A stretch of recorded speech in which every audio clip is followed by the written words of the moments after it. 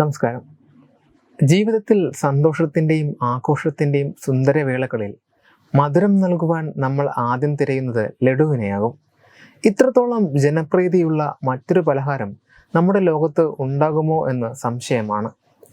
ജാതിമത ഭേദമില്ലാതെ എല്ലാവരും ഒരുപോലെ നുണയുന്ന മധുര പലഹാരവും ലഡുവാണ്.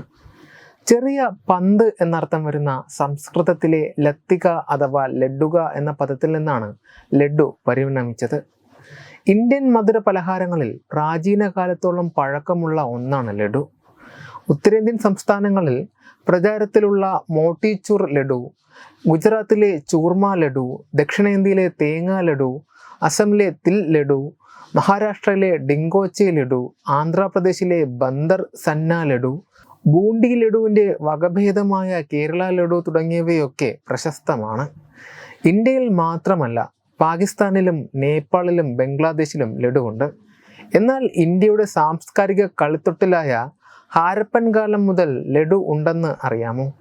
ഇപ്പോൾ ഇന്ത്യയിലും പാകിസ്ഥാനിലുമായി സ്ഥിതി ചെയ്യുന്ന ഹാരപ്പൻ മേഖലയിൽ പണ്ടു താമസിച്ചിരുന്ന ആളുകൾ ലഡു ഉണ്ടാക്കി തിന്നിരുന്നുവെന്ന് ശാസ്ത്രജ്ഞർ ഗവേഷണത്തിലൂടെ ഈ സമയത്ത് തെളിയിച്ചിരുന്നു.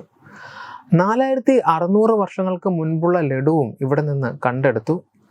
പടിഞ്ഞാറൻ രാജസ്ഥാനിൽ സ്ഥിതി ചെയ്യുന്ന ഹാരപ്പൻ സാംസ്കാരിക കേന്ദ്രമായ ബിൻജോറിൽ നിന്നാണ് ലഡു ലഭിച്ചത്.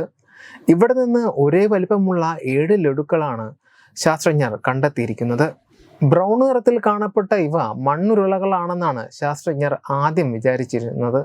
എന്നാൽ ഇവയിൽ വെള്ളം പുരട്ടിയപ്പോൾ ചുവപ്പ് കലർന്ന രീതിയിലേക്ക് നിറം മാറി.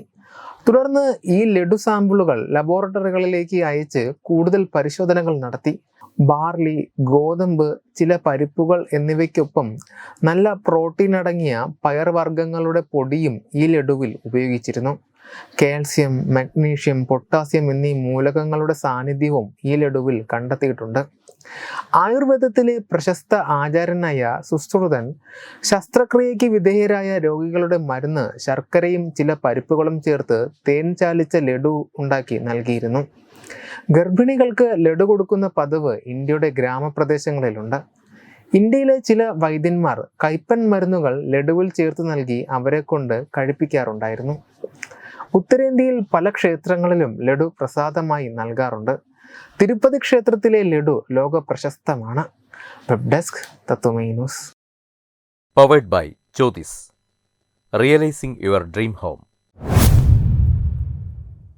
Our ongoing luxury apartments projects are Crown near Karivattam, The Square near UST Global, White Manor near Aattugal Ambalathara, and Evergreens Luxury Villas near Tirumala.